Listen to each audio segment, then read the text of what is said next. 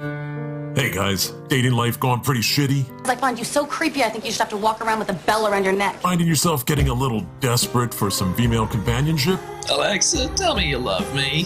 Hell no. You disgust me. What you need is to upgrade your style right now. The Toxic Store's got exactly what you need. Pick up some stylish gear featuring Deviant Gamer, Toxic Radio, and the Heavy Metal Happy Hour. Oh, yeah! You can find the store through the Toxic Radio app or toxicradio.net. Get in the game. Do I make you horny, baby?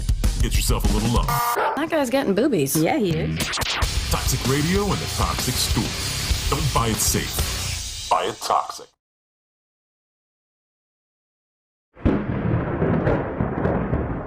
Master, dinner is served. Igor, it's not that I don't appreciate the effort, but you know I prefer my meals uncooked. And how many times have I told you about using garlic? Yes, Master. Forgive me, Master. Please. Bite into Paradelphia. Thursday nights at 8, only on Toxic Radio. Paradelphia, because what if it's all true? Spring is here. After months of being inside. No, your promo is done. We are finally free to go outside once again. It's about damn time. Make sure to make Toxic Radio part of your fun with the free app. Whether it's mowing the lawn, a round of golf, Oh, what the hell? Hurry. bird watching, or even streaking. Whatever you're doing, make us your soundtrack. Spring is back. Make it toxic.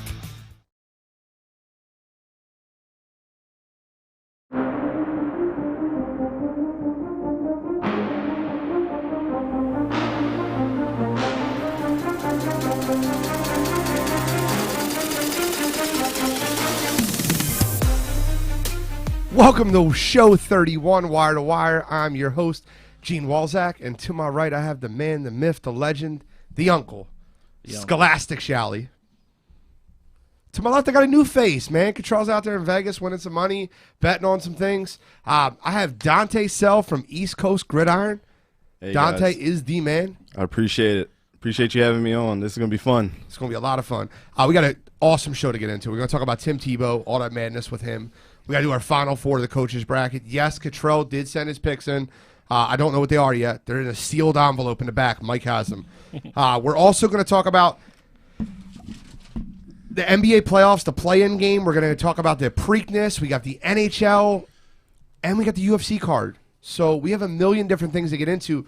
But the first thing I want to do is we have a guest, and when there's a guest in your house, you got to understand the guest. And for all the listeners, Dante, resident Jaguars fan. I am. Florida State. Florida State. Dante, tell us a little about yourself and East Coast Gridiron. Hey, man, how many Jaguars fans do you know? One. Yeah, so not your typical fan. I mean, I grew up in Baltimore and just so happened to be a Florida State and Jaguars fan. So it is a unique situation that I'm in. But yeah, I'm the host of the East Coast Gridiron Podcast, based out of Delaware. Or one co-host, he lives in Maryland, so kind of share the love with the Maryland connection there. But yeah, appreciate you having me on. And what time you guys on? What day? So we're actually on Thursdays. You guys are on Wednesdays at 9. We're on Thursdays at 6:30. Thursdays at 6:30. Thursdays 6:30. If you remember myself, I co-hosted with them one day. Yep. Scholastic Shally did a day. It's a great show. They know their stuff. It's a show based around football. So all the football heads that listen to our show that need your football fix and non-football season, this guy's got it all year. Strictly football. That's all that we do. And I've never seen a guy that watched more college football than Dante. I'll stay up to 3 a.m. in the morning watching Pac-12 football, even with the suckiest teams, the Fresno States of the world. How you feeling this week, Shally? I'm good. I'm ready to go. Shally's ready to go. So, I mean, if Shally's ready to go, we're going to go with, it's Jaguars fan. It's kind of odd we have a Jaguars fan on the week that Tim Tebow gets signed on to the Jaguars. It's unbelievable. Also a Trevor Lawrence hater.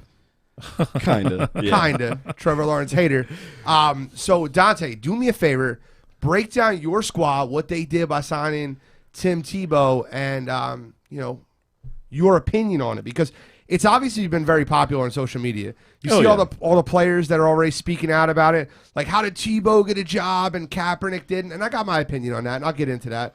But Dante, I want you to lead us off with that. Yeah, we definitely got to get into that later. But bringing Tim Tebow in is it's toxic. No pun intended. How much might give you for that? I don't know. But yeah, it's kind of a toxic situation no matter how you look at it. But I'm trying to look at the positive aspects of it. I want him to come in as a leader, not as a starter, first of all. But we all know it's pretty obvious on why they brought him in. I mean, he's literally the neighbor of Urban Meyer. They literally have houses, in the same street. They probably play, catch with each other. It's not about what you know; it's who you know. Yeah, I mean, and if you think about it, that really was Urban Meyer was really Tim Tebow's mentor in life. He was, and in Florida. Urban Meyer is going to be the biggest cheerleader of Tim Tebow ever. But what I'm hearing from the Jacksonville community is that this dude is kind of split in the middle from what the media is saying about a lot of the coaches being on the side of him wanting to be signed to Jacksonville. Okay. And some coaches are like, what are we doing? This is obviously it's a media ploy right now, everybody talking about it. But, I mean, you can't. Do you really think it is, though? Kind of, sort of. But I more so think that Urban Meyer really believes in this guy. And, I mean, if you watched, Rex Ryan talk about it and other former coaches, of course they're going to say, he's the hardest worker in the room, the best leader in the room. Nobody's going to outwork him regardless of where his talent level may lie. But like I said, you need to come in and be a leader first, not a starter. And like Shally, we were talking about this, before the show. Can he actually block? Or is he going to get blown up every freaking play? I mean, he's a big enough boy. He's a big boy. Yeah, he's a big boy. Listen, I mean, he's a very good athlete. He always has been. I mean, I don't think that is the part of it that is really up for debate here. Can he play the position? I think is the question number one people want to know. And can he play all aspects of that position? I've never seen Tim Tebow catch a ball, run a route, block somebody. I mean, those are all things we're gonna have to see. I do think absolutely 100% part of it is a media type thing. I think they're going to give him every opportunity in the world to make the team, and I think if he plays well, he will make the team. But it's at the same time, when's the last time the Jaguars were like the lead news story at SportsCenter at like 8 o'clock on a non football night? Cottrell checking in. He said Tim Tebow in a Taysom Hill-esque role isn't terrible. Just don't like that it's him being 7 years out of the league. Cottrell, I'm telling you right now, if he throws one pass, I'm punching my TV. See, I disagree with that. I disagree with that as well. I think that's the perfect role for him to be in as a Taysom Hill type role. You don't know if he's going to run. You don't know if he's going to pass. It opens up your playbook a ton. And he's tough to take down, man. He's tough tackle. Listen, he's a bigger kid than people think he is. And that's part of the reason why he was so successful in Florida, because he could run the ball and he would run over linebackers. He's a big kid. Yeah. He's athletic. He can run. He's not a stiff. He's not one of those type of guys. Well, look, you're going into a situation where this dude has not been hit in a very long time, which could either be a really good thing or a really bad thing. He doesn't have those, bumps and bruises from, playing the last decade of, actually getting hit and injured. Because, I mean, as we know, outside of offensive linemen and running backs, the quarterbacks get hit, pretty often, more than people think. I think him throwing the ball, I mean, I definitely think that's going to be put into the playbook if this really becomes a thing. Oh, yeah. I mean, New Orleans has, been super successful with Taysom Hill with it because that threat's still there. And now that he's actually played quarterback for a couple games, you can argue how well he throws the ball, but he can throw the ball. So it's not something if they run a screen or like a bubble or anything to him to Tebow, they're gonna be like, oh, he's definitely running. You can easily pull back and throw the ball. Well, that's the point, because you watch halfback toss passes go like back in the day, and then you see these wide receiver passes like the Julian Edelmans of the world. I think that he's just that on steroids. And, I don't think he's going to be used in a lot of formations in which they're going to ask him to block. But, if you have a bubble screen to Tim Tebow, a safety can't run up and just tackle him because they have to look over the top to make sure, which is why someone like Tebow puts such a wrinkle in your offense. Now, to your point about the Jacksonville Jaguar, like him getting hit, can he take a hit? It doesn't matter to Jacksonville because he's on a non-guaranteed 1-year BS contract. So if he gets hurt, oh well. But like, well, I mean, think about this too. Name off the top of your head how many fullbacks are actually considered fullbacks in the league. There's Fullbacks like 2 or now, 3. yeah, outside of Juszczyk. Yep. And your guy that plays for the Ravens. But other than that, fullbacks are just glorified tight ends now in the league. Agreed. I mean, how many? I know we have the numbers controversy right now where we're getting these lower digit numbers and stuff like that. But how many fullbacks now do you see line up with the number 80? And you know that they're just a glorified tight end. Yeah. So I mean, at the end of the day, they wanted. Originally, all the scouting and everything when he came out of college, everybody wanted this guy to be a fullback or tight end in the first place, just because how big he was. And like we say on our show, the dude had the feeties in college. Yeah. So, at the end of the day, as a Jaguars fan, I can honestly say that if this experiment fails, it's only on – and now we can only look at Urban Meyer's resume by what he's doing so far. Say what you want about the coaches that he brought in, but – your first wrinkle is bringing Chris Doyle in. Your second wrinkle, if it doesn't work out, is Tim Tebow. So, to Shally's point, I don't think that he's not going to get signed to the team, but I also think that you don't bring this guy in not to sign him at this point. You're bringing this guy in to be a leader, like I said, or either / coach. I think this is just that bell curve going into his coaching career now, because it's obvious that this is what this is, and Jacksonville fans, you go ahead and just, I'm looking right in the camera, get used to this being a coach for Jacksonville for the next 5 years if this actually works out. But if the experiment fails, we're going to be in London in 2 years. It's going to be the London Jaguars. Are you talking about the Trevor Lawrence or are you talking about Tim Tebow? Tim Tebow. Because if that experiment fails, it doesn't matter. Honestly, it doesn't matter. They have nothing to lose. Like if he looks terrible after 2 games, I'll cut him. Like I don't think that. The only thing I think Tim Tebow. fans, I think the problem. No, they're going to gain more fans by him being at the park. Even if the experiment fails, they're going to want to see how it goes. But what if he sucks? Then you cut him. You have Trevor Lawrence. You have the number 1 overall pick. So if we lose the first 8 games of the season, you know what they're automatically going to blame? Urban Meyer and Tim Tebow. Well, you can blame Urban Meyer, but you're not losing those 8 games because of Tim Tebow being on the team. That's true. I mean, that's again that to me is, I agree with Gene on this one. If he comes in and he stinks, and then they don't even lose face in cutting him because it's a non-guaranteed contract. You bring him into camp and you see what he has. It's only a win-win for them. If he ends up being good and they can make him useful, it's a great out-of-the-box find for them. College coach Mikey B just checked in. Mikey Baranek said Tebow is doing Urban a favor. All the reporters will be at his locker for as long as possible through camp, while the top choice can prepare with less of a circus.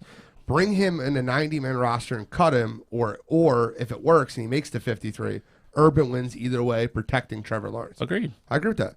100%. So what do you say to the people, because we got to get in this part, what do you say to the people that are comparing this to Colin Kaepernick? It's not going to be a popular opinion. It's absolutely ridiculous. And like I told you guys, before, when's the last time we've ever seen anything remotely close to Colin Kaepernick even saying that he wants to play in the NFL lately? Tim Tebow's been active. I mean, he's been playing baseball. I mean, this kid he's always been in great shape. So this is not as far-fetched as saying, oh, he got – they'll get political and say, the white privilege thing and blah, blah, blah, but it's no.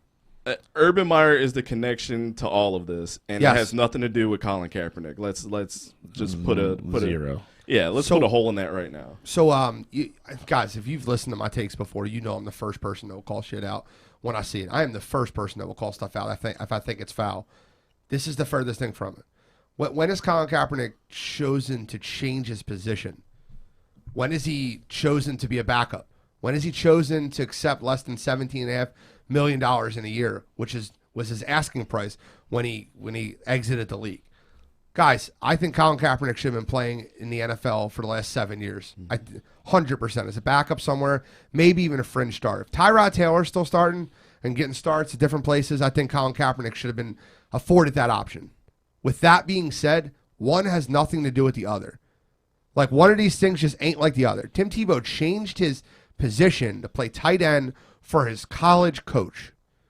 If the coach in Nevada, who loved Colin Kaepernick, decided to become an NFL head coach and sign Colin Kaepernick as a backup quarterback, that's is comparable as what we're talking about right now. Yeah, and look, I might have said all the negative stuff, but theoretically, when I look at it as a Jaguars fan, I mean, we're getting all the media coverage. We're trying to get these fans more hope.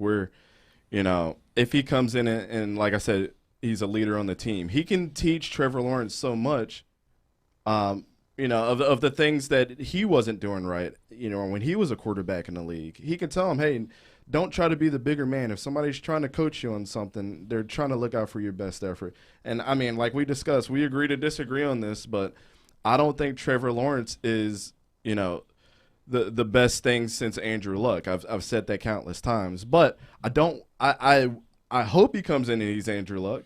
And this is just one more positive step in that by signing Tim Tebow, to be that leader of the team. I want him to be captain number one. That's my hope for this. Tim Tebow just to come in and be captain number one and lead this team, not Trevor Lawrence the first year. And if that happens, I think we can find a little bit of success. This might be a diamond in a rough situation. So I'm on the side where I'm positive about this. I'm staying positive about this whole situation. I mean, as a Jaguars fan, we have to be. We have no choice. I mean, how many positive things have come out in the last couple of years?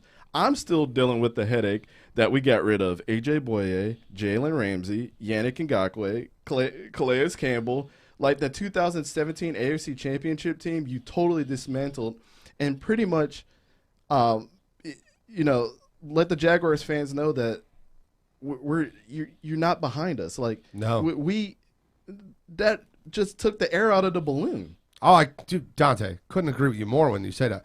Shallow, I want your 2 cents on the topic. I mean, the way you said it, I mean, that's pretty much echoes my sentiments on it. I think if this was a different situation where, Urban Meyer's bringing Tim Tebow in to try out to be the second or third quarterback, then it's a different discussion. Agreed. Then it's like, okay, like now we're getting back to like nobody, we're getting back to Colin Kaepernick being blackballed again. That's not what this is. I mean, this is not one of these things. It's just nothing to do with it. It's hard to really sit here and talk about it because it's just really not what it is. I mean, I know ESPN wants to talk about it all morning long because, again, they want people to tune in and get into the race baiting and all that stuff. Fox did the same thing. If you sit back and just look at the facts of what's going on, it's just not that situation.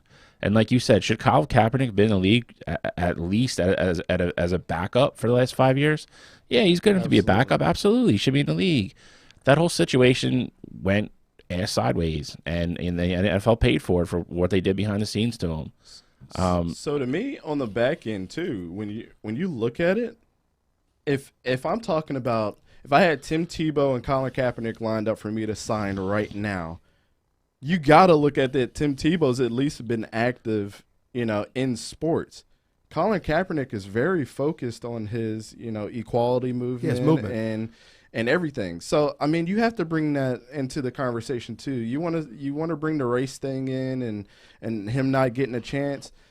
But has anybody reached out to ask Colin Kaepernick? I haven't seen a tweet that went out to Colin Kaepernick and said, "Do you really want to play in the league?" No, it's everybody assuming that this is the situation, this is the privileged situation, blah, blah, blah, blah, why he's not playing right now. But Colin hasn't came out and said that, and I don't think that's fair. There's no indication whatsoever that he wants to play football. I agreed, especially when the NFL hosted a tryout for him, and it was supposed to be indoors in Atlanta, and he just changed it last minute. He's like, I want to do it outdoors so I can film it. Like, completely made a circus out of it. Like, listen, Colin Kaepernick should be in the league. What happened to him was wrong. This is nothing. One of these things that doesn't have to do with the other. The only thing I will say, and the best point I've heard so far is this. Jacksonville is getting talked about for the first time in maybe 3 years. They are getting front page news, and I love the comment that Mike put out. You put all the pressure off your starting quarterback. Like, all the media is going to be towards Tebow, towards Urban Meyer. Trevor Lawrence is sitting there like, and it's not like Jacksonville's like the hardest. media talent in the world. You know and what I was mean? saying that when we were talking about Trevor Lawrence, I said one of the things that I'm going to hate for this kid is because he's going to have so much pressure on him, and you relieve that a little Correct. bit by bringing Tim Tebow in. So that's a positive. I have even more faith that Trevor Lawrence is going to be even a little bit more relaxed now that the media is not on him. He doesn't have that attention. And plus, you're bringing in somebody who, in a lot of cases, a lot of people will say that he failed as a quarterback. He wasn't. Everybody knows that Tim Tebow's throwing motion was ugly. I mean, Terrible. it was the next thing to Phillip Rivers throwing medicine balls out Got there. Josh McDaniels fired quick. Yeah. But one thing you can Let's say. take him number 26 overall. No. Regardless of what football team Tim Tebow's been on, when he starts, they tend to pull out and win games. I don't think that's because of his talent. I think that's because of his leadership. I can finish your sentence for you. Hey, listen, guys. Spirited debate. We'll see what happens with Tim Tebow. Well, obviously, hopefully, we'll have Dante back, and we'll be talking to him more. And if you want to listen to a little bit more thoughts on Tim Tebow, check out ECG. We'll be talking about it tomorrow for sure. We got to get into our Final Four, bro. We got to get in our Final Four. Final Four to coaches bracket. This is the haymakers. Oh. We're going to start on the right side today. We're going to start with Lou Brown and Gordon Bombay. I don't know if Cottrell's going to call in, so I'm going to give him a minute. But, Bill, instead of us starting with his pick that he sent Mike, start us off on this one. Why are we switching all of a sudden? All right. Well, because I don't know if Cottrell's going to call in. If he calls in, I want to kind of get him on the air. Like, I don't want to give his pick away, and then he calls in. He's commenting saying let's go, so I don't know if he's calling in. Yeah, I just don't know if he's. All right, so that's fine. Then if he said let's go, he's not calling in. That's fine. Mike, do me a favor. Read out Cottrell's pick for Lou Brown versus Gordon Bombay. All right, so let me look this up real fast. But I don't want to say it incorrectly. Now you're getting back to word. Look at this. This is views. We got. So which one are we going for? Lou Brown and Gordon Bombay? Yes, just read that one. Don't read the other one. The other one's real big. His pick is Lou Brown. And we knew that was coming. Homer Simpson with Lou Brown. It'd be kind of hard for him to go against them. This one's tough because of how much I like Lou Brown and how much I love that movie. If I'm sticking to my criteria, it swings very strongly to the way of Bombay because as much as we love Lou Brown and love the Indians in those movies, they never won. Yeah, I watched that movie the other night for the it's been a while. Now I'm not going to say for the first time, but now that I'm an adult and can understand a lot of the jokes, yeah, that first movie, it was just like they won that last game, but you didn't see any of the playoffs or anything. Yeah, you don't see the playoffs because they get swept. Yeah. I'm kidding. I don't know. Yeah. and then you can't even give him a ton of credit for the second movie because Jake Taylor coached. They both did a great job with taking people and developing talent. Kids or players that had no business achieving what they achieved. Lou Brown is obviously the funnier, I would say more lovable character because Gordon Bombay did have his distractions and downfalls within the movie. So I am actually going with Lou Brown. Wait. Did you I did. You just said Gordon Bombay is great. Gordon Bombay is great. Gordon Bombay is great. I'm going with Lou Brown. I said Lou Brown was great too. That was amazing. Yeah. I was sticking with my. All right, so I had a whole speech prepared because I assumed you were going Bombay. So, all right, so let me just give you. You just said they both developed players. I don't think Gordon Bombay really developed players at a higher level. He developed District 5 players, but let me just explain. Bro, okay, half those kids couldn't skate. Dwayne, I'm talking about when you're talking about the District 5, St. Paul, Minnesota. They couldn't make a Cottrell's sandwich. on the line. Oh, here we go. Throw him in. Cottrell, what's up, big dog? What's going on, guys? What's happening What's from up? Vegas, Nevada? Big dog Cottrell. Oh man, Cottrell's like a slot machine. You already know I'm going with Lou Brown. All right, well then hang on the line. Don't give me the other one yet. Okay. Do you want to explain the Lou Brown one or no? I want to hear your argument first. I have arguments against Bombay, bro. Bombay, listen. Jan flew 1,500 miles to talk to Bombay and tell him, hey man, you're screwing up here. Dwayne was the best puck handler ever Didn't know how to use them. You're talking about number 2. That's exactly what I'm talking about. I'm not talking about District 5 crap. We're not talking about yeah, little pee-wee hockey. So when they took them, when they were little kids, it took them in, and they won the state championship. That doesn't matter. That's not developing talent. They beat the Hawks like the 12-time defending pee-wee champions. State champion, District 5. They were District 5. They won the state championship when they beat the Hawks. Oh, see, you're not. They're like 6-year-olds. Now you're almost making me switch my damn vote back. Switch it. Luis was the fastest dude ever, and he couldn't teach him how to stop. He did teach him how to stop. Portland was a horrible influence. Like what he did, a horrible influence on Reed. Julie was the better goalie, and due to the fact that he had Didn't she only play loyalty, one game? exactly, better goalie, and the fact that he had the loyalty to Goldberg, she never got to play. She actually tried to opt out of her USA contract to go back to her team in Maine because she wasn't getting playing time. Because Bombay was sticking with. Because Bombay was trying to stick with a stiff goalie. What do you do in the playoffs? What is the one thing about NHL playoffs all the time? Anybody that gets in and team with the hot goalie can win the Stanley Cup every time. You ride the hot goalie. Okay. The flying V. That's flying V? All right, I'll give you the flying V. It's offsides every time. It's offsides every single time. I'd have to They're watch passing that. the puck. Yeah. It's offsides. How do you have the flying V without being offsides? Off the first And he cheated. He's teaching his kids how to cheat. I can't vote for Gordon Bombay after all these reasons. I just can't. I'm going Lou Brown here. And that's 3-0. Lou Brown started what's his face? Started Eddie in game 7 or that playing game against the Yankees. That dude's a notorious cheater. Doctored the ball all the time. Oh, Trell's talking. Let me hear him. What'd you say, Trell? Oh, okay. Dante, give me your pick. Even though it's 3-0 and we basically have this. I was going Gordon Bombay. Whoa! So your pick would have took me to the fans. Yeah. Can you give me a reason? Did I change your mind with my narrative? You actually changed my mind to switch. No, you didn't change my mind, and it's probably a little biased for me because this is going to be hilarious. But I grew up the black kid that liked NHL hockey growing up. But no, to be real, Gordon Bombay, I just watching those movies and growing up with those movies, and then now looking over to what Lou Brown did, it was like Lou Brown had a bunch of players that, well, a former player, and then a penal league player, a walk-on, but they all had talent that just was not developed. I don't agree. It was a little with Gordon Bombay's team. I had to agree with Shally. These kids were nothing. They couldn't even make a sandwich without Gordon Bombay. All right, last point on Bombay. Adam Banks was on his way to the NHL, and Gordon Bombay did not develop him. He turned into like an average player on that USA team. No, he just didn't. An average player. He got hurt. I didn't think he was the highest scorer on the team. He got hurt. Yeah, he did. He get missed hurt. 2-3 games. He got hurt. He got hurt. His wrist got slashed. You're leaving out like huge things of like your arguments have gaping holes here. I'll tell you why I choose Gordon Bombay. After I watched the movie, I was leaning towards Lou Brown. It was a hilarious movie. I liked the way he coached. He said some good stuff, but I wanted to see what they would have did in the playoffs. Like that literally was like the straw that broke the camel's back for me. It's fair.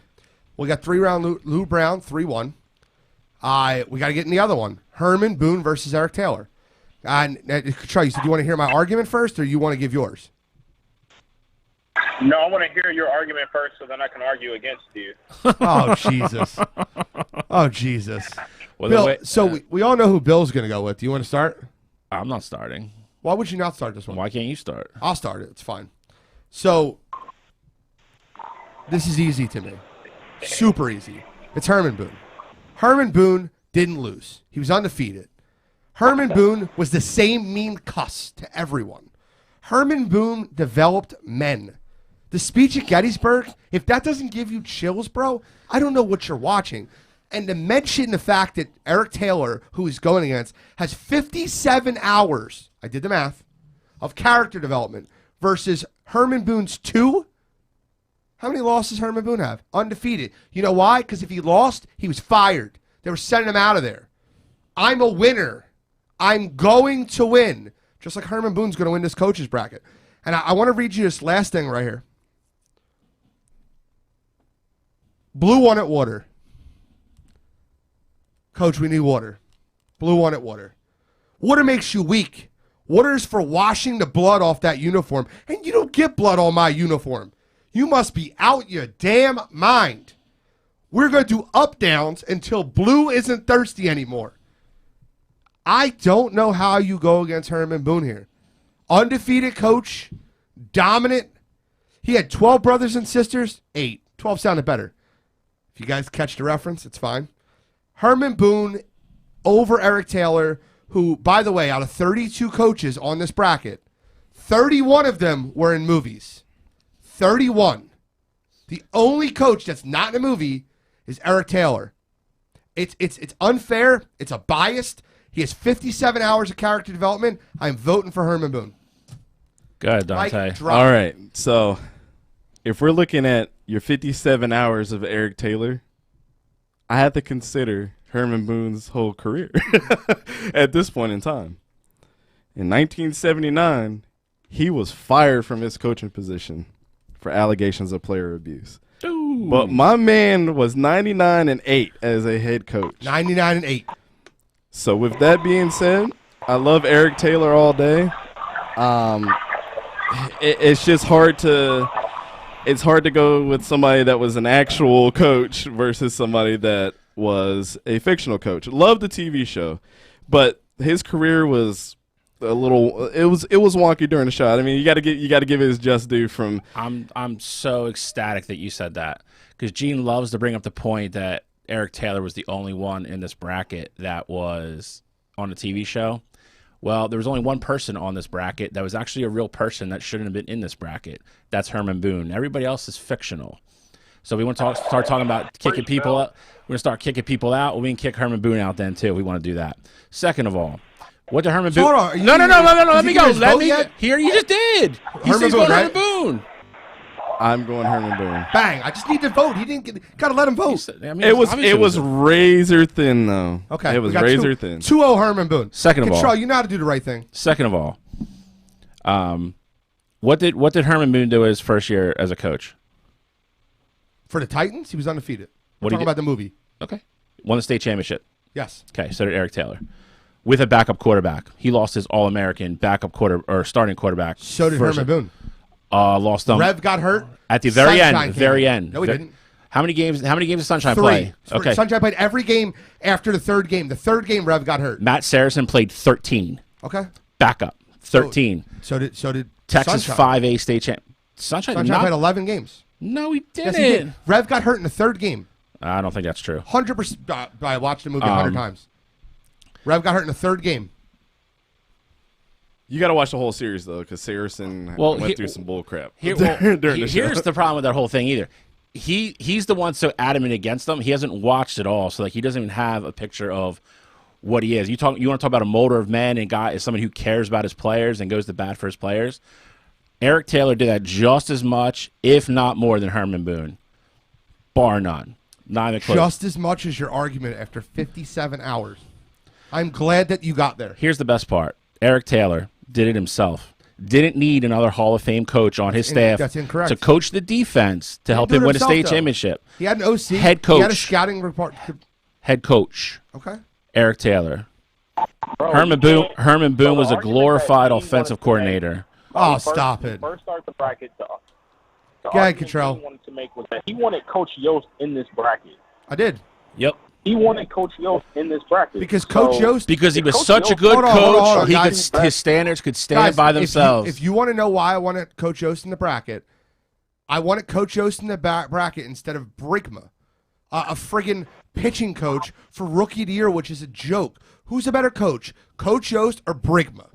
I'm not trying to be a smart ass when I say this. I didn't think he should be a 1 seed. No, I think that he's a better I coach than understand- people on the bracket. I understand what you're saying, but if you're coaching with another top 30 coach in ever, then Fair you point. should win a lot of games. Fair Coach point. Taylor didn't have that. When you say a lot of games, you mean all the games. I mean, why do we have Herman Boone in the fictional coaches bracket anyways? It's a Because great, it's a it's a great point. It's a great Hey, point. Jolly made the bracket. Talk to him. I'm not picking it apart. I'm just saying, like, if you go put him Because in we're there, going by the Remember the Titans movie, which is not 100% fact. The whole thing. that's Yeah, very but then that's I mean, very but true. then there's That's a other good people point. we should have put in. But we then. didn't. I know we didn't. He's We in, should- and we that's should- fine. But we're not going to argue I'm good with about taking both of him them being out. in a show versus a movie, and then you're just going to gloss over the fact that he's the only real person in the bracket. I'm not glossing over the Yeah, fact. you're glossing I'm over. glossing over the You're fact that there's smoothing it over. 31 movie coaches that have 2 to 4 hours worth of character development, and there's one TV show coach. There's 31 fake guys and 1 real guy. Fair point. I'll tell you what, And I'll what tell you- tipped the scales for me with Herman Boone, the time period that he was in. Oh, I mean, that's even that is the That only thing. evens out because it's going to even out with the point I'm just going to say. He inherited an absolute all-star team of football players. He combined 2 high schools into one. That's like combining, like if you're up by me, that's like combining CB He East and integrated- CB West. Hold on. The school district integrated, not him. He was forced to. They didn't even want to hire him. That's combining CB East and CB West and picking the best 50 players and then go playing people and be like, oh, we beat everybody. Well, no hold crap. on. So hold on. You had 300 kids try out. You said the school district inherited the kids, right? He inherited the kids. Here's my argument. Ready? He brought black and white together when America couldn't. I think we should vote for Herman Boone for president. Screw that, because he got them together when America couldn't. It was man going to got happen fired for player abuse too. Yeah, exactly. Listen, sometimes people got to man up. It was going to happen I agree. regardless if Herman Boone coached that football team. Let me get He has Control's- no bearing on that integration I want to get whatsoever. Control's thoughts. Control, go ahead. I mean, Gene, you make a compelling argument for Coach Boone, and I really feel like if he was going up against anybody besides Coach Taylor, he would have my vote. But Coach Taylor just gave me a little bit more. And yes, you can say that was because he was in TV shows and he had a longer amount of time to do so. But I'm not going to hold that against him because there was no specific criteria that said he couldn't have 57 hours of screen time. We said fictional coaches, and yes, he did have the most screen time, but at the same time, he's the one who gave me the best depiction of a quality coach. I'm going with Coach Taylor on this one. What's that, Mike? You're saying his mic cut off? I'm kidding. I'm just messing with you. So check this out. I do have to give Eric Taylor his props, but I'm still not moving off on Herman Boone, and I said what I said. But Eric Taylor did take 2 different schools that were rivals. We didn't even get to that point. He brought a We didn't school, even get to that point. He brought a school back. Mike, I don't know what and you're won doing a right now. national championship. It's 2-2. The fans are going to decide this. Don't click a winner here. Not only did he leave He brought what a became school back, Dillon, right, he Shelley? then went to a different school, a rival school in the same school And district beat the same school. Not only beat the school that he fired won, him, greatness. next year won state again. So in the course of 5 years, Eric Taylor went to 3 Texas 5A state championships. And 99-8 in his real record and undefeated on Remember the Titans. How many state championships did Herman Boone win? 99. That's games, not state Kidding. championships. I don't know that number. Probably one. Probably one. He lost 8 times. 99 in and 8, 107 games. How is it probably one? I mean, what are I'm we just talking about right now? I'm just He's telling you losing how the playoffs razor thin every it year. was for me. I did have to mention that because Eric Understood. Taylor did bring that school back. Remember, they didn't even have a team. They weren't even a school anymore. Started He brought from them back. Started from So scratch. I'm like, Gene doesn't know anything about that Eric Taylor yet, though. They did not have a field. Yep. Guys, it sounds like we have 2-2. The fans are going to decide it. We'll put the poll up, and by next week, we'll close it Wednesday at 5 p.m. We'll put a poll up, and we'll see who is in the finals, and we'll argue this next week. And Dante, I look forward to your vote next week and your argument because you call in for it if you like. Yeah. But we'll let the fans decide at this point. I think I've made a very compelling argument for Herman Boone. I think if I'll repeat it again. Same mean cussed everyone. The speech at Gettysburg.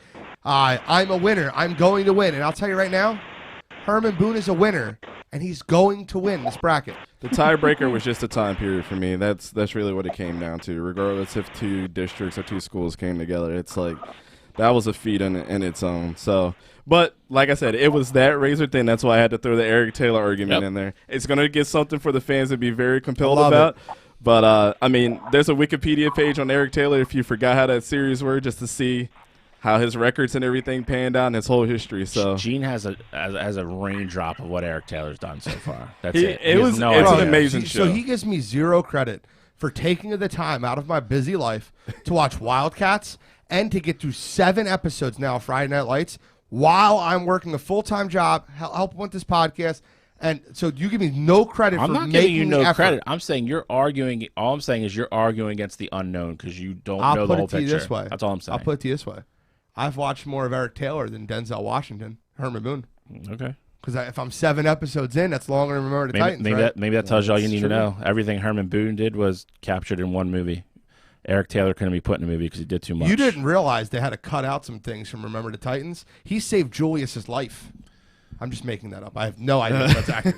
I'm just having fun. Was that true? Cottrell, I need you to do me one favor, all right, brother? What's that? Have a great time in Vegas.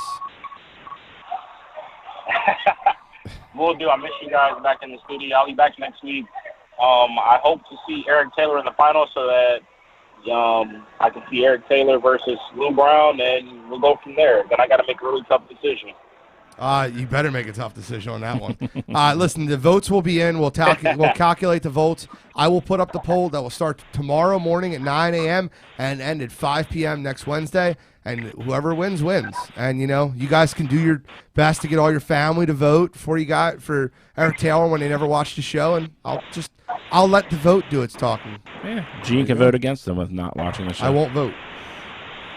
All right, guys. Cottrell, have fun, buddy. Have a great one. You the man. Thanks, Cottrell. We got to move on. I'll try and tune in as much as I can. Stay away from the ATM machines. You got to be kidding me from you guys. You got to get some good ones. You the man, Cottrell. Thank you. All right, guys. So all right, we're going to move into the UFC card. And this is a lot lighter UFC card. Yeah, it's kind of falling apart. Yeah, a lot lighter than what it was. And I hate saying that Nate Diaz helped make the card, but he's fun to watch. Not for me. I don't like him either, but here's the thing. I like to watch him lose. Again, to Gene's point, he's a polarizing fighter. Like, people are going to tune in because they either like him or people want to tune in and watch him get beat. And he absolutely the card definitely lost some heat with the Diaz. I hate fighters that take off so much time. It's not that it might be to you guys, but to me, it's like I don't like Nate Diaz just getting shoe-in in a main event every 6 months or every year. It's like that's going to make or break a card. Exactly. Yeah, exactly. He's fun to watch. He talks a lot of shit, and he's fun to watch. God, listen, I'm a UFC guy. I watch the cards all the time. I'm maybe not as big as you are. I know that's your passion, that you did Brazilian Jiu-Jitsu. Am I correct? Yes, sir. So, I know that's your passion. I understand that, and I watch every card I can, and I know Bill does too. It does give me a little damper on the fight, especially when we're talking about it to the masses, who a lot of them are casual fans with UFC that don't even know who half these guys. Like, we're going to talk about Beneil Dariush, which I'm fairly certain half the people listening don't even know who he is. At least. I can almost guarantee that. I think I'm just more disappointed too because I think it was going to be a really good fight, and that fight. But let's be fair. Was going to mean a lot to Edwards. If he wins that fight, then he probably gets the winner of the main event. Let's be fair though. That fight wasn't going to be close. Leon Edwards is going to come in and smash. It got rescheduled, but he's going to come in and smash Nate Diaz. I think so too. I agree. I don't think it's going to be close. But I think he's majorly underrated. Let's get into the fights on the card. I want you to do me a quick favor. And you told me you have a fight that you want to give the listeners. So before we get into 2 main cards. Yes. It's actually a women's fight. Andrea Lee versus Antonina Shevchenko, which is Valentina Shevchenko's sister. Yep.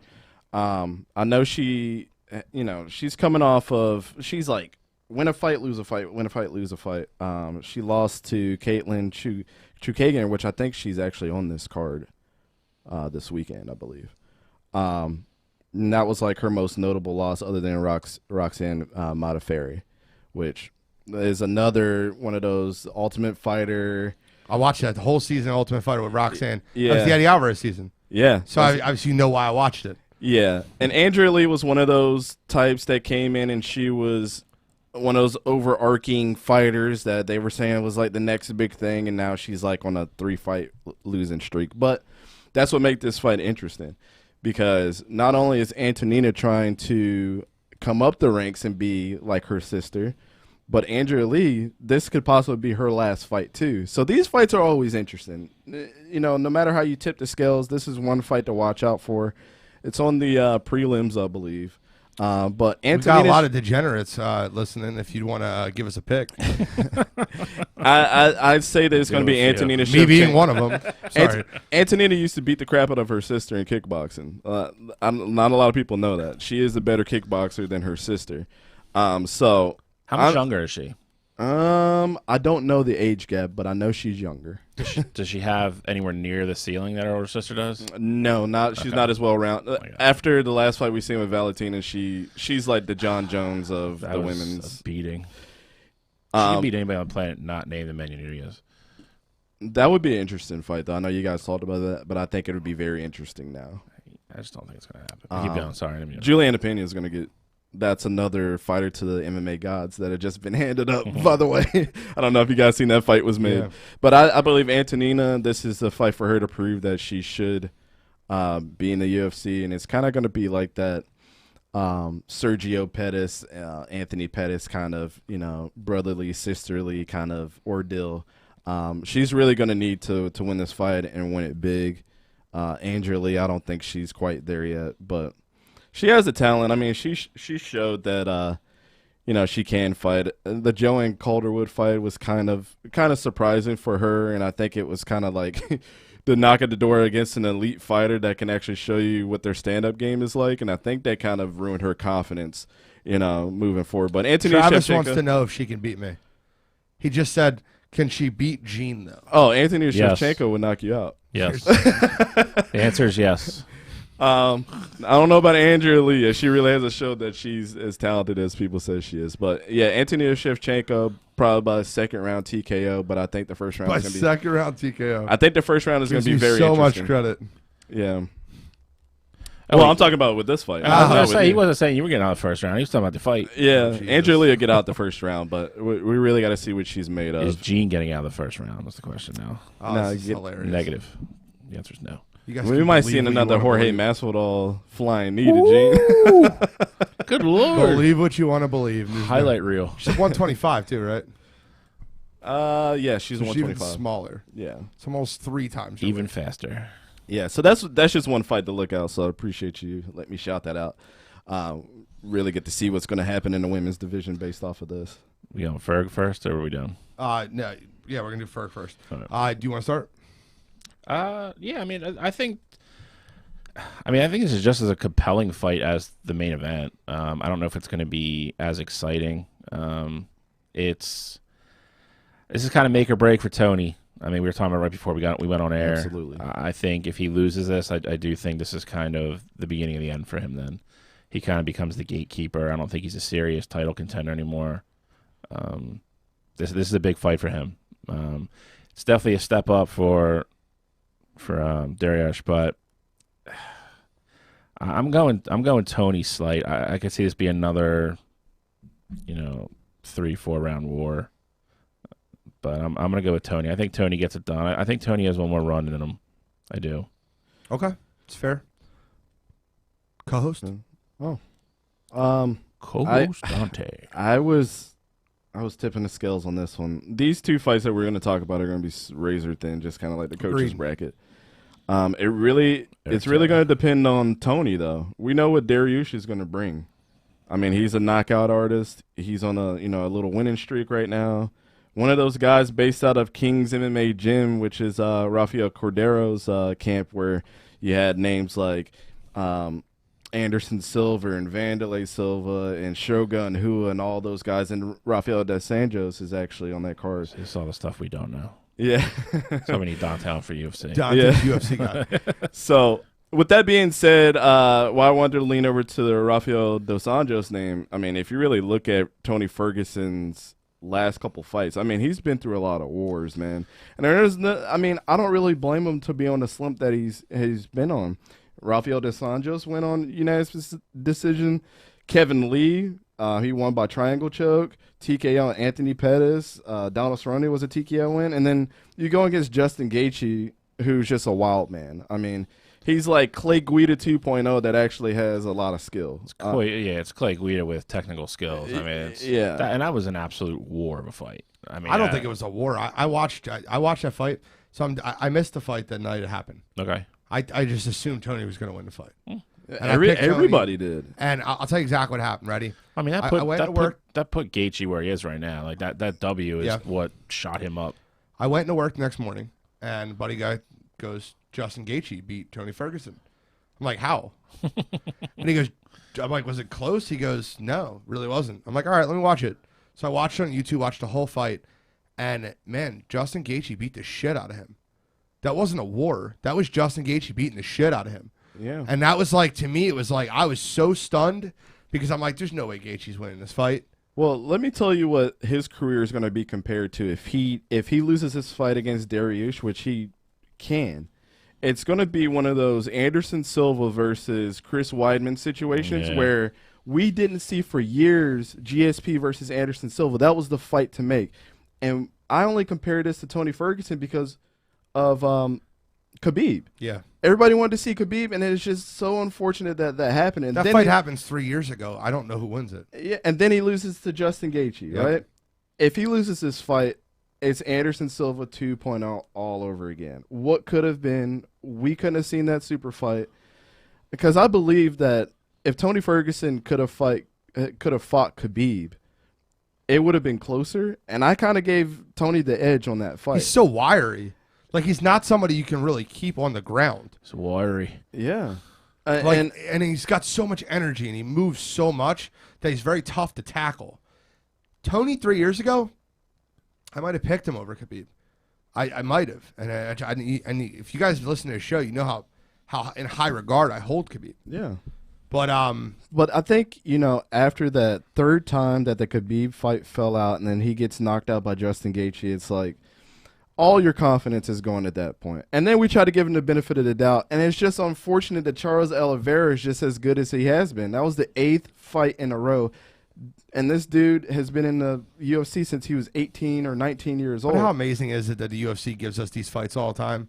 It's like you have Tony Ferguson losing to Justin Gaethje in a great fight, and the next fight they give him a guy on a 7-fight win streak. Well, I think they don't give you cupcakes. That's some people unfair. they do. I think that's more credit to Tony. Tony wants to fight those people. Tony doesn't want to lose to Gaethje and then go fight 2 bums in a row and then get thrown back in. Like, Tony wants to fight guys that can win. And also, that fight, and this is why I kind of give Tony a little bit of leeway.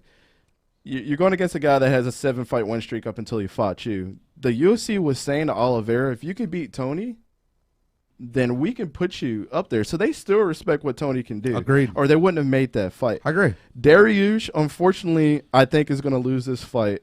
And this is going to be the resurgence of that phoenix of Tony Ferguson coming back. I think it's going to be one of those fights where he's just going to totally dismantle this dude for 3 rounds. Because Dariush, even though he's a Brazilian Jiu-Jitsu black belt and a 2-time world champion, a lot of people don't know that, I just think Tony's just going to outwork him for 3 rounds. So you guys both got Tony? Yeah. So I'm gonna all right. This might be like one of the 3rd, 4th times I've ever done this on a show, but I'm gonna do something that's probably gonna just get a lot of flack and a lot of slack at home, and it's probably something I shouldn't do, but it's my true belief, and I hate doing this. Anybody that knows me or has talked to me for years knows that I'm a huge Eddie Alvarez fan. And I'm going to compare Tony Ferguson right now to Eddie Alvarez and the way his careers went down.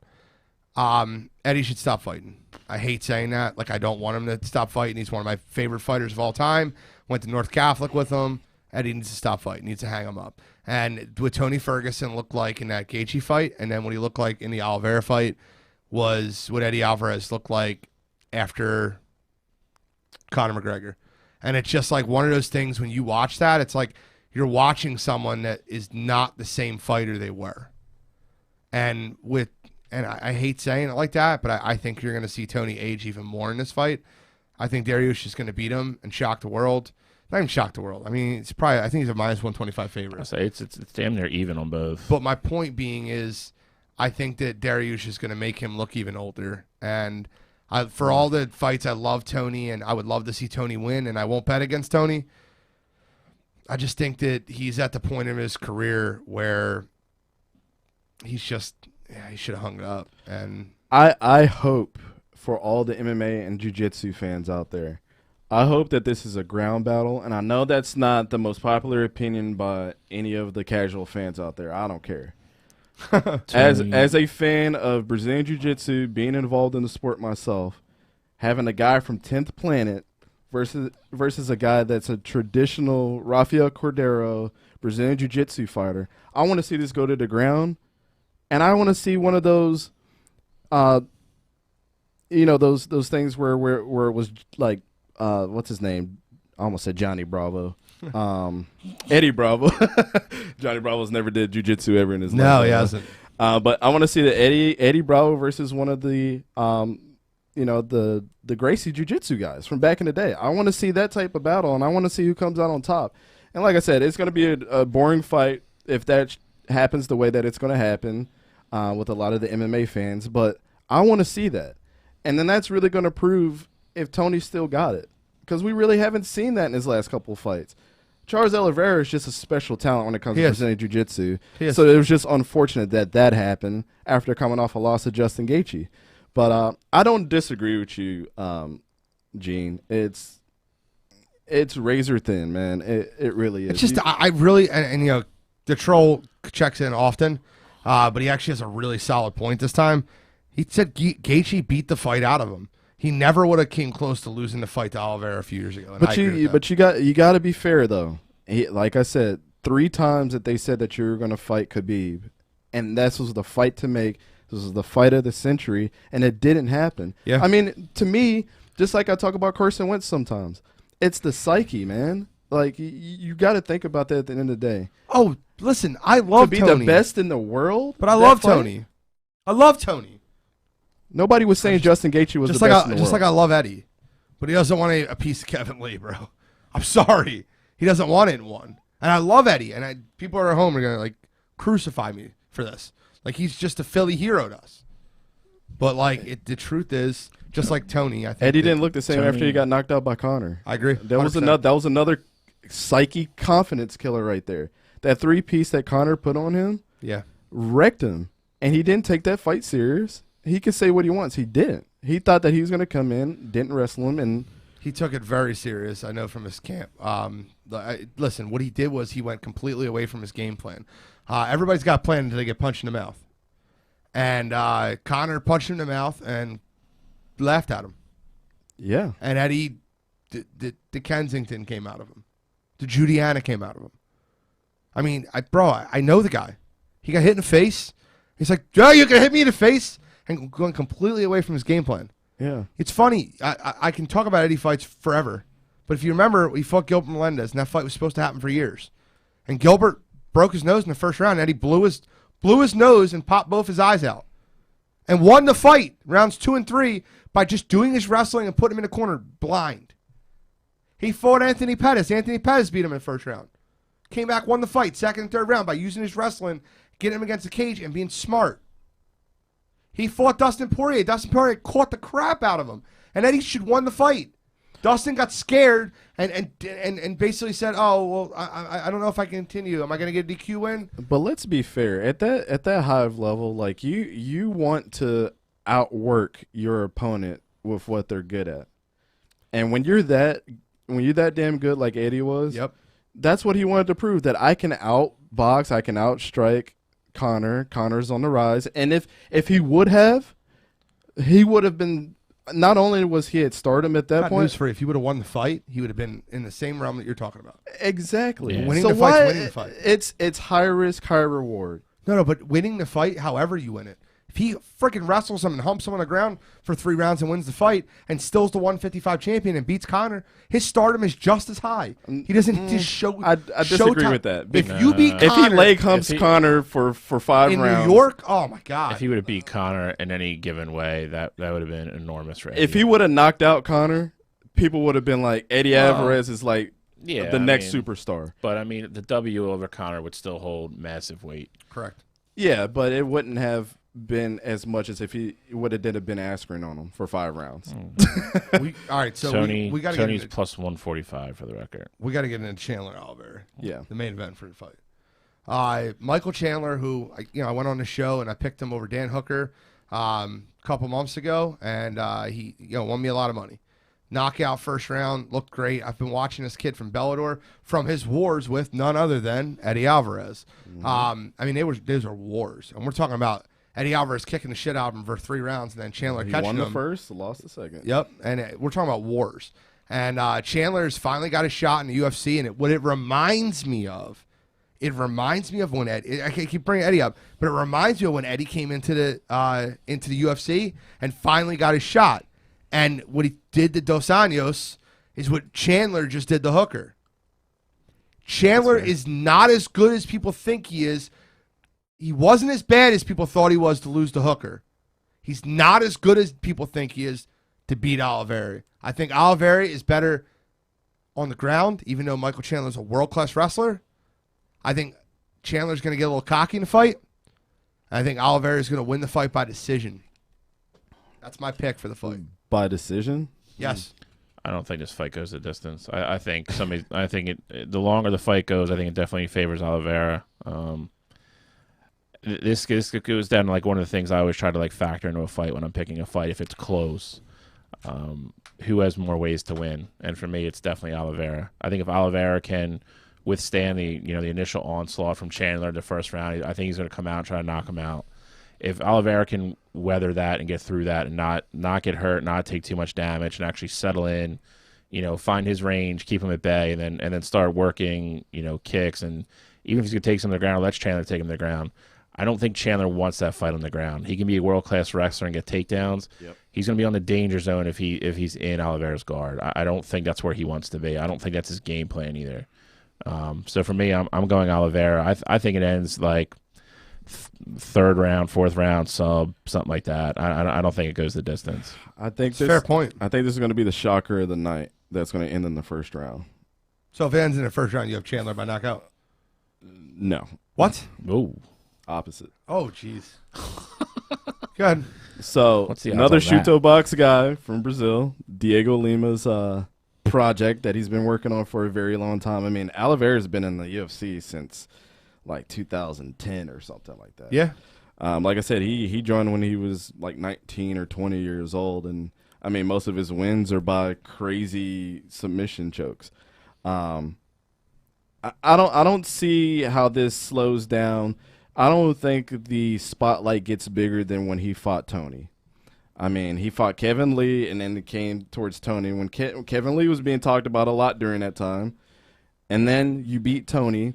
The spotlight's not going to be too big for him, and that was always his question being so young. Is like, is the fight too big for Oliveira? When will he get his moment? We know that he's good at jiu-jitsu. I know that Michael Chandler came out and said in one of his interviews that he just wants to come and smother him. But I don't think Oliveira's going to care. Because if you smother him and get into his guard, it's over. He doesn't want to come out and swallow him. I don't know why he said that out loud. I think Chandler's way of winning that fight is to catch him with the left. Well, he said that because that's where Oliveira has problems, is when you smother him and hit him a lot. But he's too smart of a fighter now at his age that's going to let him. Oliveira had problems with that in 2015. Yeah. Not in 2020, not in 2019, not in 2018. If it gets past the first round, I got Michael winning. Wow. The opposite. Yeah, I got Michael winning. Okay. By TKO. That means that if he gets past the first round, that means that his game plan worked. Michael's going to out-cardio Oliveira. I think he's going to wear him out. I don't agree with that at all. I don't either. At all, even a little bit. I don't know if Chandler's ever proven he can go that long with that pace. He did with Eddie the 4th round at Bellator, and he did. He had a couple wars with. I'm so bad with names. Short guy coming over to UFC earlier. What is his name? I forget, but he got in a couple wars over in Bellator where he went 4 or 5 rounds. You're talking about the 2 fights that he lost. Yeah. It was same guy. Black guy, yeah. Yeah. Forget his name. He just lost on a card previously. Will Brooks. Will Brooks, there you go. Yeah, I just, in my head, I'm like, but like he's went 4 or 5 rounds. Which is somebody that Oliveira beat. Yeah, correct. Chandler's never beat him. Yeah. I mean, but Chandler, like, you watch his fights with Will Brooks, like, Will Brooks won the fight, but who looked like the better fighter? Like, it was one of those Michael weird Chandler things. always looks like the better fighter. Not always. The second fight for Eddie, he got dominated, and I don't think he looked like the better fighter there. When he fought Pitbull too, like Pitbull was on another level. When he was in Patricky. Bellator. Yeah. Patricky was a knockout artist. That's all he wanted to do. He was so fast. You can make sure he doesn't knock you out. You won the fight. Yeah, I mean, I said what I said. I mean, I said what I said. If Michael Chandler puts the pressure on him in the first round, then he'll get a little bit more confident, and I think he wins by TKO in the second round. That means that his game plan was working. But I seriously don't see this going past the first round. Okay. I think it's a submission choke. I think he's going to try to smother him. It's not going to work on Oliveira, and he's going to do some crazy, like, twister submission on him, and Michael Chandler's going to be knocked down a couple pegs, and nobody's going to be scared of him anymore. If the fight ends in the first round like that, man, I mean, Dante's just calling in every UFC card. Hey, it's fine with me. Any other comments on UFC, guys? No, I mean, I just hope it's good fights. I mean, I think we're going to compare everything to, the last pay-per-view. I mean, that's going to be the standard for the year. So it's going to be tough to compete with that. It is. So I think that's where we're at. Tony Dariush is the closest fight on this card, though. I can honestly see that going either way, but yeah, I don't see Tony getting dominated, just rolling over in that fight. No, he's got too much to prove at this point. You don't see him getting caught? I mean, listen, it's a fight, dude. Anybody get caught? I'm saying if it's a grind out, I just don't think he gets. I don't think you see Gaethje again. I don't think you see that type of fight. Oh, I got you. And Khabib has come out and said that I'm retired. That's not on the back of his mind anymore. That's not one fight that Tony has to worry about ever again. That's fair. Guys, I would love this to be wrong about Tony and hope he wins the fight. I'm a fan. I hope so. I'm a big Tony fan. I'm a fan, so I can't really, I don't want to say anything bad about Tony. All right, guys, we got to get in a couple more things. We got 2-3 more topics. Jeez. NBA playing games. We're not going to be able to talk about these before next week, so I wanted to kind of get your opinions on them now. Okay. And I want to understand who you guys think are going to win, what you think of them, and who do you think's come out? And if either one of these teams can give a team any type of issues coming out of playoff games. So we'll start in the East because it's the easier of the two conferences as far as I think the playing games are layups for the 1 and 2 seeds. But Boston versus Charlotte is currently right now the 7-8. They're going to play. The loser of that's going to play the winner of Indiana-Washington. What are your thoughts on the games? What are your thoughts on who wins? And do you think any of these 4 teams can give Brooklyn, Philadelphia, or Milwaukee any issues?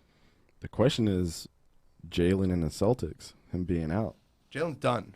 Jalen's done. They're getting smoked on the road right now again. I think that's going to be a bigger problem for them than what people are giving them. They're down 12 with 2 to go. And the Wizards lost earlier. They lost by 4 on the road. But again, that's without Beal. Right? To Atlanta, who's fighting for seeding as well, and that's without Bradley Beal. I mean, I think Washington's definitely playing the best out of the 4 teams that are going into this play-in. I agree, and if Beal comes back, which he should.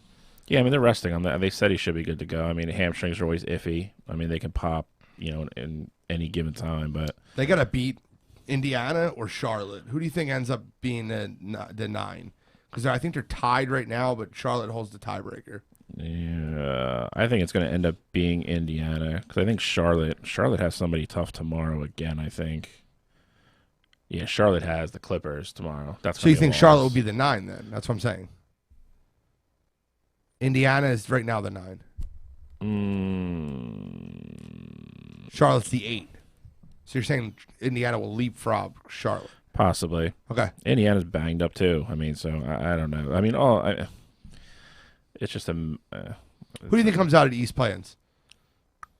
I think it's going to be Boston by default just because Charlotte's so banged up. I think as long as Kemba and Smart are playing with Tatum, I think that's enough to get by Charlotte. I think Washington's going to beat Indiana if that's the other game. Indiana, again, Brogdon's hurt. He hasn't played in a couple weeks. There's no timetable really for him to be back. And Washington's just playing really well. So as long as Beal's healthy, I think Washington wins that game easy. So you think Boston's the 7, Washington's the 8? Correct. So Washington's going to beat Indiana and then Charlotte because they have to win twice. They're the 10. Correct. Okay. How about your thoughts? Yep, I agree. That's my picks as well. Boston and the Wizards. So I actually have the exact same picks. Yeah. That's actually really odd. I think Boston will win one game in the Garden because it will be in Boston. And even though I think they're going to be a run-through for Brooklyn, I think they'll end up being a 7, and I think Brooklyn's going to run through them. I don't think they take a game. No, I think Boston gets swept. And I think that Washington ends up beating Charlotte, who I think will be the 9, and then beats Indiana. So I think Washington plays Philadelphia, and it's 4-1. I would say they probably win a game. I feel like they win a game in Washington probably. Yeah, Russ plays too hard for him not to win one game. Okay, well, let's go over to the fun side. So the most talked about play-in game by far. This game might have more ratings than an NBA Finals game will have. It's if it holds to where it is right now, it's almost impossible for it not to be. I know. Yeah, I mean it's gonna be a banger, man. You got Lakers versus Warriors in a play-in game. Steph versus Bron. Dude, is anybody in the world playing better than Steph Curry right now? No, it's not close. It's not close. No, it's not close. I mean, Lillard had to hang that up a couple weeks ago, for sure. Bro, Steph has been on another level of shooting. I can't understand how someone shoots the basketball as well as he does. It's something I've never seen in my entire life. You're probably not going to see it again. No, I don't know if ever. I think the person that will ever dethrone Steph Curry is not born yet or not known who they are. That's definitely factual. Yeah. I mean, you saw that crazy stat that I put in the chat the other day. I mean, he's played 300 less games, and he's only 83 pointers away from passing Ray Allen already. And he's 32 years old, 33. It's crazy. He's 34, but yes, okay, I agree. Yeah. So, I mean, it's crazy. So I think both of those teams advance, though. I think that the Lakers win the play-in game over Golden State, and then Golden State beats Memphis. Who's going to beat San Antonio? Yeah. I mean, Anthony Davis, you got to see. I'm curious to see if he plays tonight. I haven't looked to see if he's Bron sat out. Bron was supposed to play tonight. He sat out again. Oh. He sat back. He made a tweet about it, and he said, "I'm sitting out, another setback, but I won't be a setback when I hoist another one of our championships this year." Basically said, "I'm going to win a championship this year." So, yeah, he sat out again tonight. Do you think Bron and the 7-seed Lakers? Because I think they're going to. All right, so everybody agree with me that the Lakers are going to beat the Warriors? Yeah. Your thoughts? Well, I mean, unless Steph is coming out there and just shooting out of his mind. I still don't think that's going to be enough. I don't think so either. Especially with someone like Schroeder, who's annoying as hell, that will follow him around quick enough to follow him around. Well, is he back by next weekend? He'll be back by the playing game. Yeah, I mean, I think LA is again. This is assuming LeBron and AD are both playing. If they're at full strength, I think they win. So my fun question is, that's a really dynamite 7-2 match. That's a 7-2 matchup in which the 7 will be favored to win the matchup. Because you want to hear something crazy? Sports books have the Lakers as the second best odds to win the NBA Finals. The Clippers have been flip-flopping between. I'm not going to say they're not going to beat Phoenix if it ends up being Phoenix, but I don't think it's anywhere near the cakewalk or pushover that we thought it would have been 3 months ago. Well, I don't think it's a pushover at all. I think Phoenix is great. I agree. Me and you've been high on them before the season even started. And this is kind of what we thought they were going to be. So, again, it's another thing the show got right. Humble brag. But I also said that before the season started and got laughed at. I said that the Golden State Warriors would hover around 500 and be the 9 seed, which they're the 8 seed, and they're hovering around 500. Now, to be fair, called it out, didn't you? To be fair, Steph Curry's earned my respect more than anybody I can even. There's just with that depleted team, yeah, because they really have no business being where they are. Literally, his back is hurting so bad. I don't know. That's going to be a tough series. I mean, people can gloss over the fact that they've been out and everything. That's fine. But even when they were together, they weren't playing great. I mean, if you don't think Phoenix has a chance in that series, I don't think you watch enough basketball. I don't think anybody doesn't think they have a chance. But I think the Lakers are going to be favored in the series. Oh, they're definitely going to be favored. They're going to be favored because LeBron's in the series. I mean, 7-2 matchup. When was the last time a 7 was favored over a 2?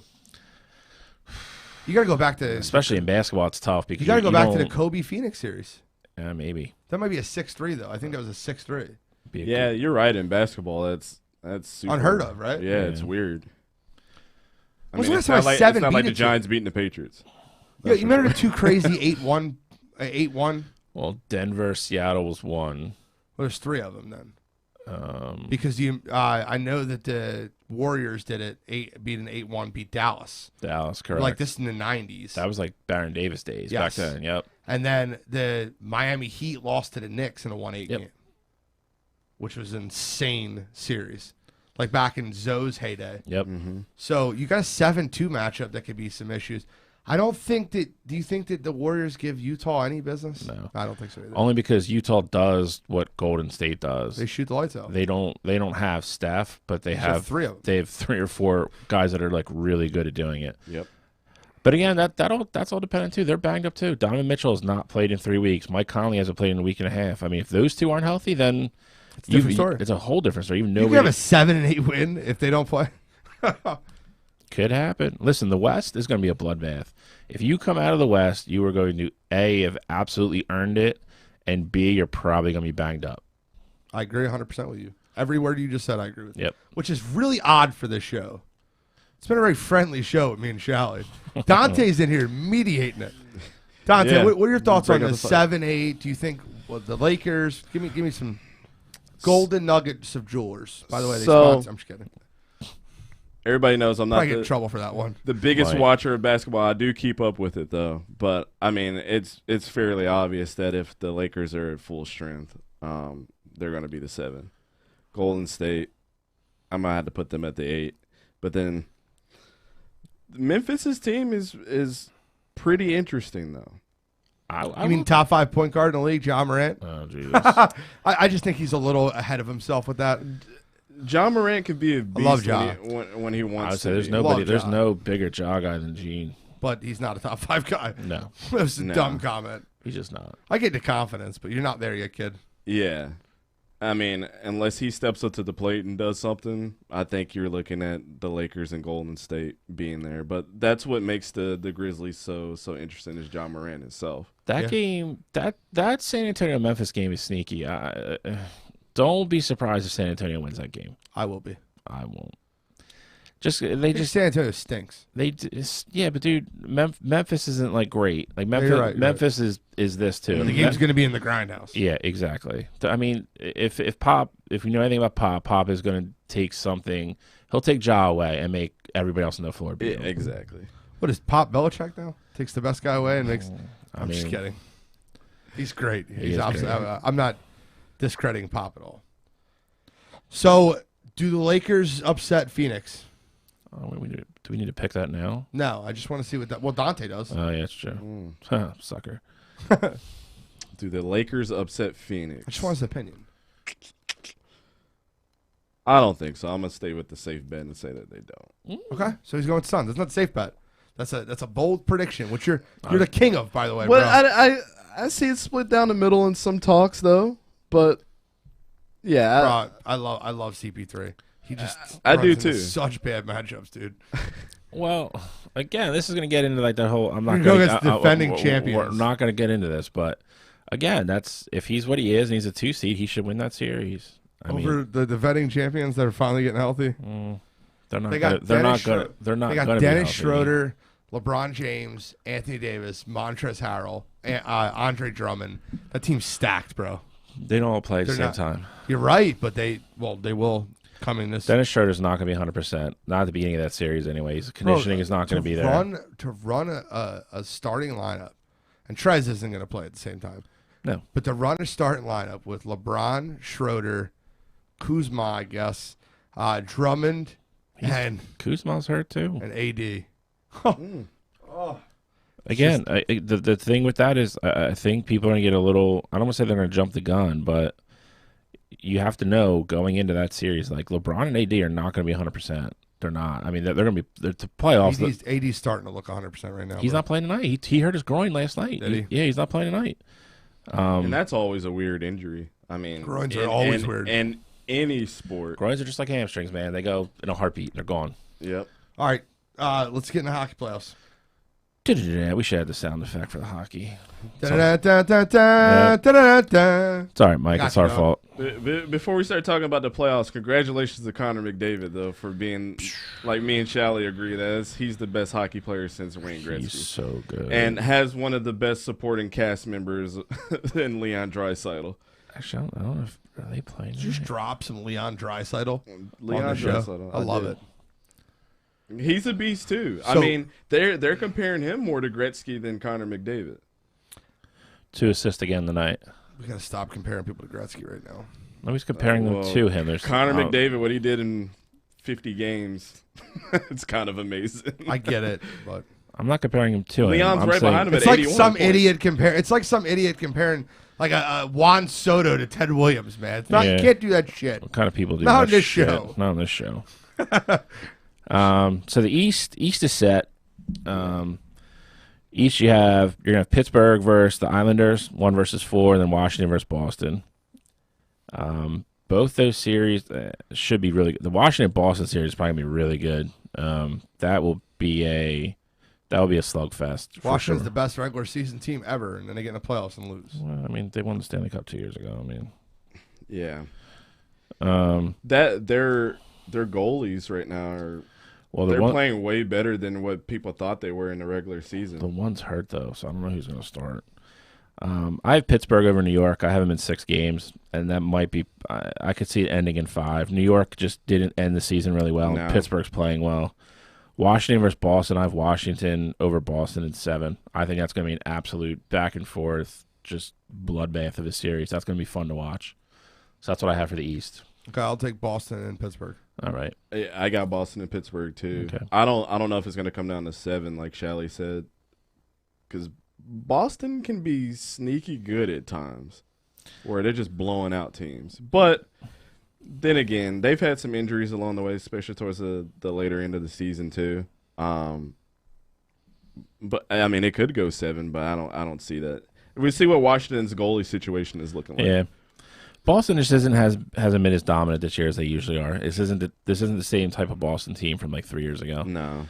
Taylor Hall has been a huge addition to them, though. I think he's got like 18 points in like 15 games since they got him. He's played real well. What if these series were reversed, Shally? What would you like if Washington and Pittsburgh were playing each other in Boston and New York? Would you think those games would be close? I would definitely take Boston over New York. Yeah, Pittsburgh the 4th out of 4 team. Yeah, this isn't the same New York team from last year. Boston or Washington, Pittsburgh would be. I would actually take Washington in that. All right. Next, Central. You have Carolina as the 1 seed versus Nashville as the 4 seed. If Aho gets hurt, it's over. I've been saying all season they're one of the most overrated teams. If Aho gets hurt, man, I don't know how you feel about that, Shally, but Aho's kind of been carrying the weight on that first line. I like them a lot in that series. You do? I have Carolina in 5. They've been real good. They've been steady. Carolina, Florida, and Tampa Bay have battled all year for that top spot. In the last, say, three weeks to a month, they just separated themselves and just pulled away with that division. Mm-hmm. I like Carolina. I like Carolina a lot in that series. And then you got Florida as the 2 seed versus Tampa Bay as the 3 seed. This one's a little tricky for me. I'm going Tampa. If Tampa was fully healthy and had everybody, this is a no-brainer for me. But I mean, they still have Vasilevsky. They have no Stamkos. Hedman's been banged up all year. Florida's played real well. Mm-hmm. It's one of those sneaky Florida teams where they don't have like a superstar, but they have 3 lines that can score. I'm going to go with the upset on this, and I'm going Florida in 7. Yeah, I'm going to go Carolina and Tampa. I agree with Shally. If Carolina keeps Aho healthy on that first line, I really think it destroys them if he's not there. And like you said, Florida's just been playing crazy lights out later into the season. Tampa Bay's injuries are really going to catch up to them this year. They've dropped a lot the last month. I mean, they're asking a lot of Vasilevsky to do as a goalie. I mean, he's pretty much the heart and soul of that team. Braden Point's been kind of... He can be so good, and I think he's going to be the X factor in this series. I don't think you're going to get what you're going to get with Vasilevsky being there in goal. Yeah, I agree. It's the best goal in the game. Yeah, by far. Carolina and Florida for me. Okay. And the West, we don't know, right? The 4 teams that we got to do the North first, but the West, we know the 4 teams. We just don't know the seeding. Okay. Why don't we just pick the one team that's going to come out of it if we don't know the seeding? Well, I mean, I can tell you what it's probably going to be. Okay, Colorado is going to be the one. They're winning 3-0 right now, so they're going to tie. They're going to tie Las Vegas for points, and if they do, like I said, all they have to do is win. Colorado and Vegas. It's Colorado for me. I mean, Colorado was my team to come out of the West the first time we talked about hockey. This year, but Colorado is going to be the one, and Colorado will be the one. They'll play St. Louis, which is the 4. Which they'll win. Correct. St. And Louis. then Vegas will win. Vegas will have a tough series with Minnesota. Minnesota's playing real well. I do agree, though. I think Vegas comes out of it. It's a 6 or 7 game series for me. So Colorado versus Vegas. That's all I meant. Yeah. I'm not going to pick on it. Oh, no. I'm still Colorado. With that rookie that they have on Minnesota, Kirill, he's been playing lights out. But Colorado, there's something else. Cal McCarr. Yeah, but what if it's Vegas versus Minnesota? Who do you have? That's what it's looking like. That's tough. I'm going to go with the upset and say Minnesota. Okay. And then give me the last one. The North, as long as it holds the seeding, you're going to get what you want out there. North, you'll have Toronto versus Montreal in the first round. Yep. That's Toronto in 5 for me. Montreal just doesn't have the firepower to keep up with Toronto. Agreed. And then you have our boy Connor at Edmonton versus Winnipeg. That's going to be a tougher series. They play 2 completely different styles of hockey. I just think in the end Edmonton has too much. I got Edmonton in 6. But then if you get that to go to the conference finals, Toronto versus Edmonton, you're going to have Austin Matthews versus Connor McDavid. That's going to be a lights out show. That's going to be an exciting series to watch. You have goals galore in that series. Well, I guess we'll get updated on it next week. We'll talk about it a little bit more. We got to get into our Preakness picks, and you got to be kidding me. We got 5 minutes left, guys. Let's go. Let's get into Preakness. You still have our sound effect, Mike? No. No. So, Bill, Dante, who's your Let's start with you. I know Bill's got like a whole superfecta, trifecta. So I'm gonna just be honest with you. I'm not the biggest into the horse racing, so I'm gonna just go off the coolest name. Is that cool? That's exactly what Trell did. It was like Trell did. Keep me in mind. I like that. They're not gonna win, but I like that. They're 15-1. Yeah. You want to go or me? I go last. I got the winner last time. All right. I got some stuff here. I am going. This race is a little bit longer. So Kentucky Derby is about 1.25 miles. Preakness is 1.5 miles. Smaller field, only 10 horses versus 20. So you don't run the risk of having a good horse getting stuck in the pack and having to go wide and really run more and come back at the end. All these horses are going to have cleaner runs for the most part. I think that is a little bit of a I think that's a detriment to Medina Spirit. He's not going to get the same kind of run that he got in the last race. He'll probably be out front early. I just think there's too much speed and too many good horses. And a couple of horses are rested that skipped the Derby. I think they're behind him. I just think somebody's going to catch him at the end. It's that extra 1/4 mile matters. You see it all the time in the Preakness and especially in the Belmont because the Belmont's even longer. So for my superfectas, I'm going Concert Tour to win. Good horse, hasn't finished anything lower than 3rd. Did not run to Derby. We'll have a good run here. I have Midnight Bourbon 2nd. I have Medina Spirit 3rd. And I have Rumbauer as 4 to fill out my superfecta. So it's really interesting. I think this is going to be one of the weirdest superfectas you're going to see with Preakness. I want to talk about the biggest underdog in the entire race, Ram. Okay. It's 30-1. Yep. American Pharaoh's kid. Very interesting horse. Probably has the best jockey in the race, probably the best trainer in the race. Not the best horse in the race. No. I think he's going to sneak into the top 4, though, and screw a lot of people's superfectas up. Again, he would need a certain. Again, he's more of a closer horse. That would this race will play more into his wheelhouse per se. He's gonna be able to run harder at the end for longer. He has more time to make up ground. I still think he finishes 4th. You could, but again, that's all you need. If you're taking him 4th, that's all you need to do is Correct. 4 minutes to hit the board. I got Medina Spirit finishing 3. Okay, we agree there. I have Crowded Trade. Now, he's an interesting horse. He's a very, very fast horse out the gate. Yep. And fades. So what I think is going to happen is I think Crowded Trade is going to open the race in the lead, and I think he's going to fade into that 2 spot and get beat by Midnight Bourbon, who wins the race. It's a risky strategy. I mean, it could happen again. I think this will be a very exciting race. Midnight Bourbon got screwed in that Kentucky Derby because of how many horses there were, and he got pushed in the back. Yep. I think he's the best run. I think he's the best horse running the race. He was in my superfecta for the Derby. He's a very good horse. Again, I think he'll be there at the end. It all depends. Again, Medina Spirit is a horse that wants to be out front. Can he stay out front for the extra quarter of a mile? That's a lot to run at that I don't speed. think he's going to start out front. He's a pace horse. He's not a horse that wants to be buried. His trainer will not let him get put in the back of the pack. I agree with you. I think he's going to stay in the middle of the pack, towards the front of the pack, and I think he's going to pull ahead of Crowded Trade, who's going to start in the lead. Yeah, but it's all guesses. It's goddamn horses. It is horses. Yeah. Talking about animals.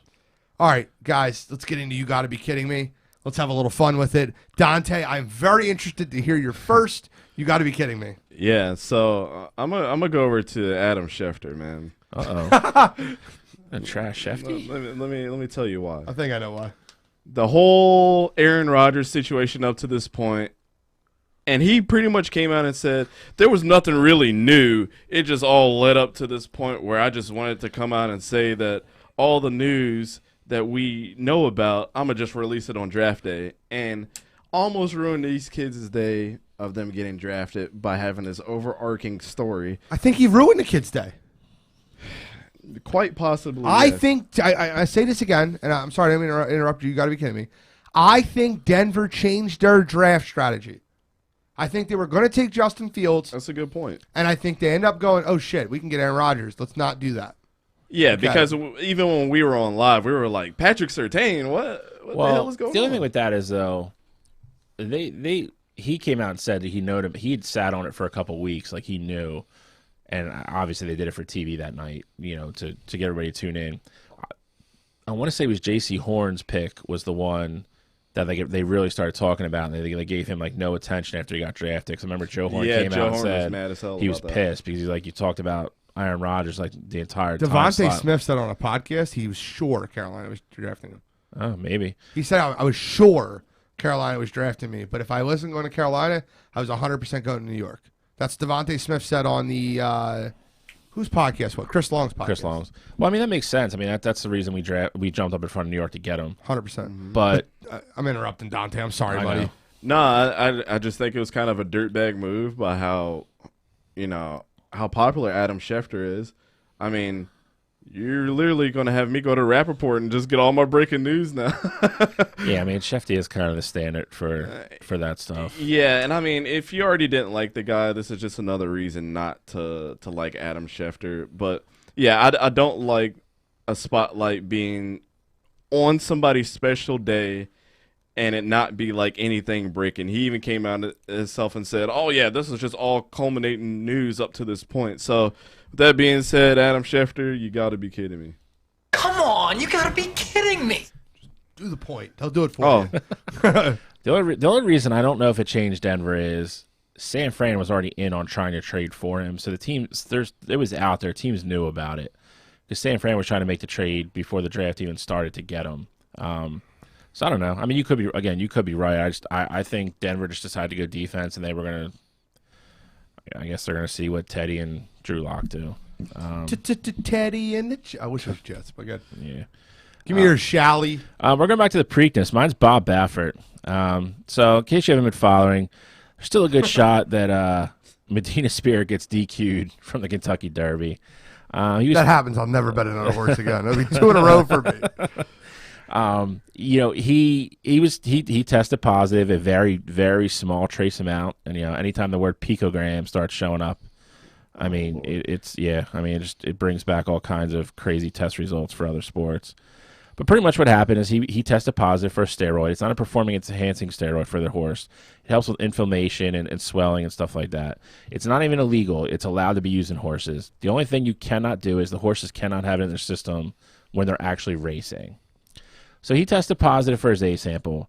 Bob Baffert has now come out and pretty much blamed everybody but himself, saying he doesn't understand how it could happen, blah, blah, blah. His newest excuse is that he talked to some veterinarian, horse equine veterinarian guys, and they're saying that the the cream that they were using on the horse could have possibly contained one chemical that now made it become a false positive. This is starting to sound like the Barry Bonds thing all over again. Like, I was using all these creams, my muscles got bigger, I had no idea what was happening. How many My picograms neck, my was head. it? 5 picograms. So If we're going by the John Jones, correct. This is getting the John Jones territory. That's 10 Olympic-sized pools. It's a grain of salt in 5 pools. Yeah. So, did it make any difference in the race? No. It just, with everything that's going on in horse racing for the last couple of years, they're trying to clean up the sport because they're, at the end of the day, the horses are the stars of this stuff. You have to take care of the horses. They're huge investments. I mean, they get paid. These trainers get paid hundreds of thousands of dollars to train these horses for races. You've had horses die on tracks. I mean, it's stuff they have to get out of the sport. USADA is actually now going to start being the universal testing for all horse racing, which is crazy in itself. But Bob Baffert, listen, you're in control of this horse. This horse doesn't do anything without you looking at him or with you being present. There's no way anybody on your staff gave this horse, this steroid without your knowledge or giving it to him after a point. You should have just manned up. You should have said it was a small dose. Maybe he took it 2 hours too late and it barely showed up in his test. You should have owned up to it from the get-go. Instead, you're blaming everybody but yourself. So for me, this week, it's definitely Bob Baffert. Come on, you gotta be kidding me. So I have just a very simple one. Mine's Kent Bazemore. And Kent Bazemore, if you don't know, he made a comment about Bradley Beal chasing 50 points to keep up with Steph Curry's 49. Steph did his 49 in 29 minutes. He said, you have players out there pulling hamstrings trying to keep up with them. Well, what Kent Bazemore would jokingly said, which was annoying to me, is that Bradley Beal was stat chasing to catch Steph Curry in a game where his team's fighting in a play-in spot in overtime, and he couldn't even play in the overtime. So Beal might have had 60 if he could have played in overtime. He had a hamstring injury, and he's missed 2 games because of it. So it's a reckless comment. Bradley Beal went nuts on Twitter. He was pissed off about it. And I got to – Kent Bazemore, you can't do that shit. So for this week, you're mine. Come on, you gotta be kidding me.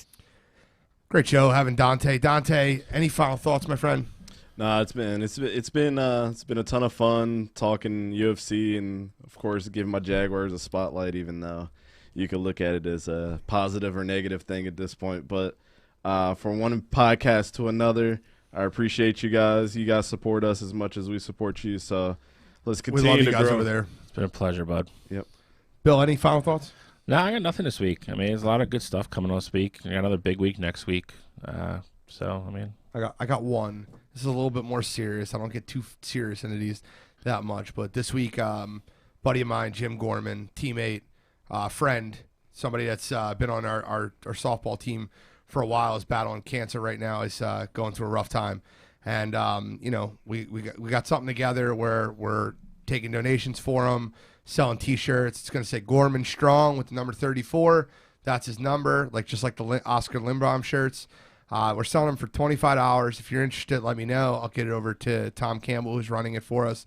But mainly what I want to say is get better, Jim. I know you listen to the show.